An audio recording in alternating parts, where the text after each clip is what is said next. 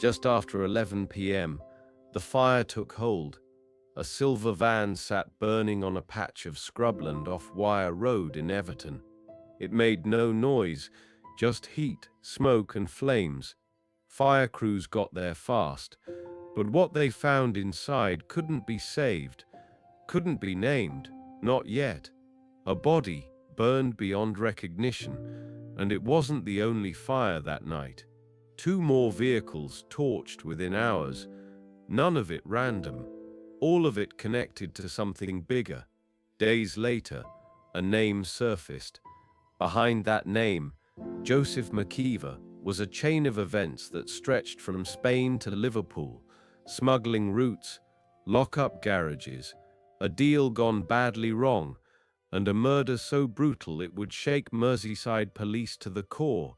The route was well worn, Spain to the UK, refrigerated lorries, fruit stacked on top, bulk cannabis vacuum sealed underneath. McKeever knew it, so did James Doyle. Between them, they claimed to shift 100 kilos every 2 weeks. No near misses, no red flags, always clean. Lee Knox believed it. He paid up front, but the route didn't stay quiet for long. Welcome to Unveiled Crime Mysteries channel, where I unveil mysterious true crimes, some lost to time, others fresh in memory. Justice might not be served, but the shadow is unveiled. June 11, 2017, the load crossed into New Haven, East Sussex. The driver said it was heading to Birmingham, but customs weren't convinced. No paperwork, too many gaps. They held the truck overnight, searched it the next morning.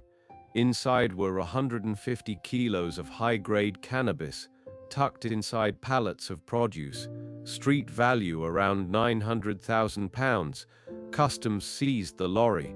The driver stayed in custody. The drugs never reached Birmingham. Back in Liverpool, Knox waited. His phone didn't ring. 4 hours passed, then 5. He started calling. McKeever, Doyle, anyone. No one had answers. This crew wasn't thrown together. Each man had a job. Each had a lane. Knox ran it from the top. Older, experienced, deep in the Liverpool scene. Coke and heroin were his usual game, but cannabis brought scale. Lower risk, higher return. He didn't deal small. He moved volume, trusted very few. McKeever was one of them. He didn't grow the gear, that was Doyle's part, but McKeever moved it. Border runs, haulage, buyers, he handled the links. Doyle kept low. He ran the Spanish end, from the grow houses to the pallets. Quiet but vital. Without him there was no supply. Jamie Grimes was just 22, known in local circles. He worked under Knox, street-level gear. He also had the keys to the garage in Kensington, and the green container that would later turn into a crime scene. Anthony Wales wasn't a mover. He was the muscle, a name with a past, a reputation that came before him. Knox would later say, Wales scared him, but CCTV told a different story. Knox gave the orders, then came the others. Dylan Owen, Darren Colcozy, Carl Kelly, not key players. Some were mates, others owed favors, some just followed orders. None of them were in on the shipment, but when things fell apart, they were pulled in fast. The setup looked tight, but it was built on trust, and when the shipment disappeared, that trust snapped. Panic followed, then violence, and someone had to take the fall. By June 13th, the silence was loud. 2 days since the seizure, still no word from the driver. Doyle had gone quiet. McKeever was running out of excuses. The calls all circled back to the same line. That afternoon, they met at the Royal Oak pub in Walton. McKeever, Grimes, then Doyle. CCTV caught McKeever outside the pub, hands together, pleading with Knox, trying to calm the storm. But the storm had already hit. They sat and drank for hours. Grimes was twitchy. Knox couldn't stop checking his phone. Doyle said he'd tried calling his solicitor to ask for help contacting customs. When that didn't work, Knox had another idea. He knew a solicitor, a mate from school, Neil, based at DDE Law in Vauxhall. They all went together. Knox, Doyle, McKeever. They sat in Neil's office for almost an hour. Doyle said he had a mobile number for customs. Neil pushed back, said that customs don't use mobiles, landline only. When asked to call the number himself, Neil refused. Knox later said he never told Neil everything, but the solicitor could tell something was off. Moments later, Doyle asked to use the toilet. He never came back, left the building without a word, called Knox from outside, said he'd try his own solicitor, then switched his phone off. McKeever tried again, no answer. By then Knox had stopped believing the story. He didn't think the cannabis had been seized. He thought he'd been played, and with Doyle missing, the blame landed squarely on McKeever. When Knox and McKeever got back to Liverpool, the tone had changed. Grimes was told to stay close. Wales was already en route. Later that day, McKeever got a call, "Come to the garage." Another meeting. One more chance to explain. But it wasn't a meeting. It was a setup. McKeever showed up in the black Renault Megane, still wearing the same clothes from the day before. CCTV showed him walking into the green container with Knox, Grimes and Wales. That was the last time he was seen alive. What happened inside wasn't on camera, but what came after was. Grimes was caught picking up a breaker bar, a long steel rod, then industrial strapping. Later, he fetched a mop and a bucket. No one saw McKeever leave. Inside that container, McKeever was tied to a chair. They tortured him for hours. His injuries were horrific. Both kneecaps smashed, his voice box crushed, skull fractures, signs of strangulation. Experts said it lasted at least 3 hours. Wales was the main aggressor. Knox later claimed he was scared of him, said Wales was out of control. McKeever begged for a way out, told them where they might find cannabis. Knox listened, then made the call. They'd checked the place McKeever mentioned, but McKeever wasn't going anywhere. Not yet. They needed a spot to keep him quiet, somewhere no one would hear if it got worse. So what was the location McKeever gave them? A warehouse in Burscough. Said it was linked to Doyle. Claimed cannabis was still inside, enough to wipe the debt, enough to fix everything. Knox latched onto it, believed him. For the first time, it felt like McKeever was telling the truth. But the beating didn't stop. No break, no check for injuries. The door stayed shut. Instead, Knox started calling others in. Carl Kelly, Darren Colacosi. They hadn't been involved until now, but Knox needed a new place, somewhere safe. The garage was too risky. Too much time had passed, too much noise. McKeever had to be moved. Grimes got ready, left the yard, went home, changed his clothes, then came back to prep his van, a Citroën Nemo. He fixed a dodgy rear light, laid plastic sheeting in the back. McKeever was carried out, wrapped, limp, barely awake. He was loaded into the van, not for a hospital, not for help, for a flat in Wavertree. Colacosi had access to it. They split. Knox and Wales headed for Burscough to follow the lead. If McKeever was right, this could be the end of it. Back in Liverpool, the others had one job: keep McKeever alive long enough to find out if the warehouse was real. The flat was on Picton Crescent. The van pulled up. McKeever was still inside. They dragged him in, laid him on the kitchen floor. He wasn't moving, barely breathing. He hadn't stood since the garage. Kelly and Colacosi stayed behind to watch him. Inside, the place was a mess. Blood smeared across the floor, petrol poured over the mattress, a microwave stained, cigarette butts scattered around. Later, Kelly said he tried to help, put McKeever in the recovery position, wiped his face, asked if he was okay, but the evidence told a different story. No ambulance, no 999 call. Meanwhile, Knox and Wales searched Burscough. They circled the estate, drove around the units. Nothing. No sign of Doyle. No drugs. The location McKeever gave, either it was a lie, or the stash was buried deep. They came back empty, angry, hours wasted, but weeks later, detectives got a tip. They raided a warehouse at Swordfish Business Park in Burskoff. It matched the spot McKeever had described during the torture. Inside were pallets stacked high, solar panels packed tight, but under that, nearly 155 kilos of cannabis. Street value, £2.3 million, more than enough to cover Knox's loss. The unit was rented under a false name, but police traced it. Phone data, encrypted messages. The product matched the same Spanish supply line. 3 men were arrested on site. Anthony Hill, 31, John Hill, 43, both from 3 Butt Lane, West Derby, and Michael Perrimans, 27, from Prescott. They weren't part of the killing, didn't know McKeever, never saw the garage, never stepped in the flat. They were labor, bottom-rung movers in a larger machine. Back in Wavertree, McKeever was crashing. His brain injury caused internal bleeding. He was likely unconscious by the time Knox returned. Later, Knox would say he tried CPR, but it was no use. The man who'd arranged the shipment, who begged for time, who gave them the lead, now lay dead on a kitchen floor. A holding flat meant to buy a few hours had become a morgue. McKeever was gone. Now came the cleanup.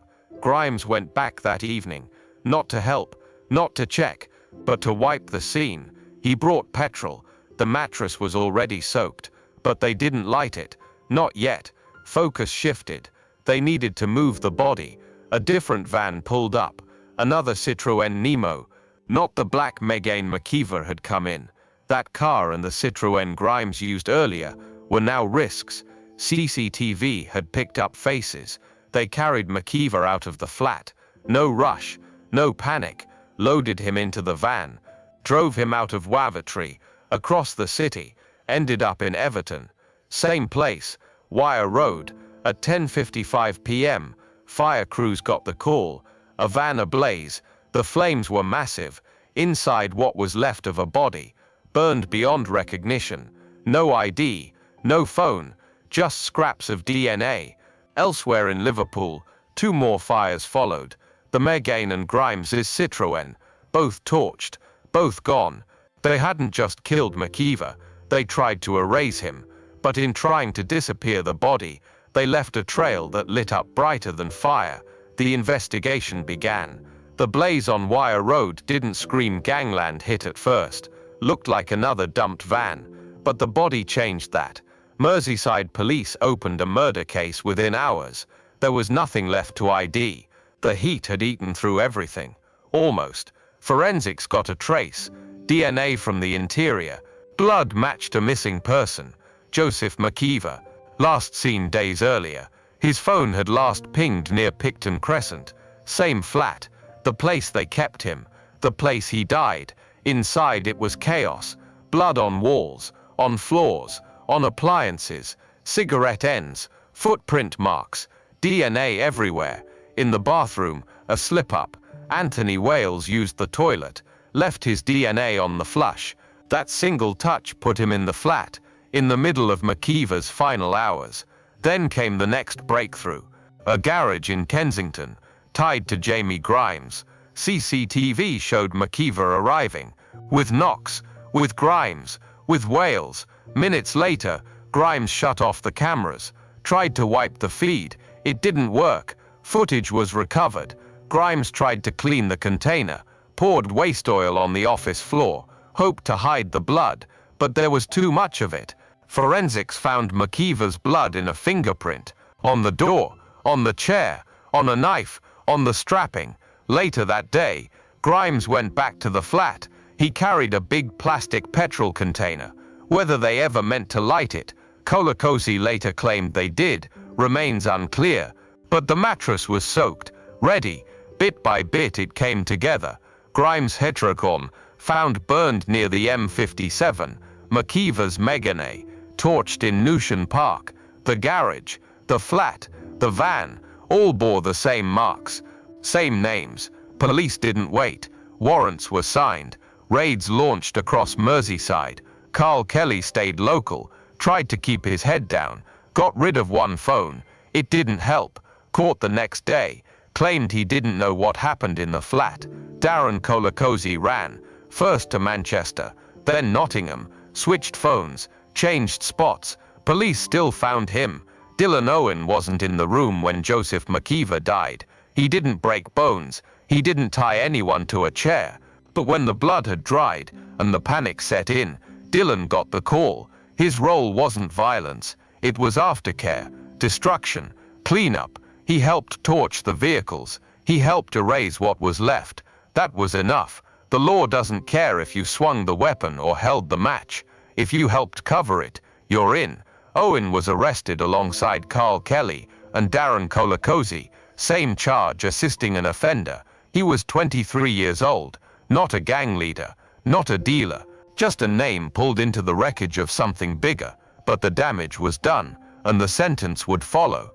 Anthony Wales was next. He was known in Liverpool, a name with weight, a reputation tied to fists, not finesse, a father of 5, but no stranger to violence. Police picked him up in August 2017. In interview, he sat silent. No answers, no explanations. He gave them nothing. At first, that silence worked. He wasn't charged straight away. The case was still forming. Evidence was still thin, but prosecutors weren't letting go. They followed the threads. DNA, phone calls, movement logs. They were building brick by brick, and when enough was in place, Wales folded. He was the only one who pleaded guilty. At the second trial, no long defense, no claim of innocence, just a quiet admission that he was there, that he played his part, that McKeever never made it out alive. Jamie Grimes didn't wait for a knock on the door. He ran, fast, not just out of Liverpool, but out of the country. Spain, a familiar safe zone for men in this trade. He used old contacts, criminal circles, fake names, moved from flat to flat, stayed invisible, kept one step ahead, but his name didn't disappear. Detectives kept pressing. His face was in the system, his prints, his trail. It took weeks, but by the end of August 2017, Spanish police had him. A rented flat, arrest made, case reopened. He was brought back to the UK in cuffs, charged with murder. He was 21 years old. But the biggest ghost in the story was Lee Knox. He didn't just run, he vanished, disappeared before the body was even identified, before the DNA, before the forensics, before the media knew a name. He left Liverpool with nothing behind him. Police thought he'd gone to Spain too, but nothing turned up. No addresses, no sightings, just silence. For almost 3 years, there was nothing. Then in April 2020, he resurfaced, in Belfast, living under a new name, Oliver Kennedy. He had settled in quietly, new routine, new identity, but it didn't hold. Detectives closed in, and this time, they didn't miss. He was arrested and extradited to Liverpool. The final name in the chain, the man at the top. Every man had been tracked, every role mapped out, phone records pulled, messages dug out from deleted apps, CCTV stitched together frame by frame, cell data pinged across postcodes. This wasn't a brawl that got out of hand. This was structured, timed, calculated.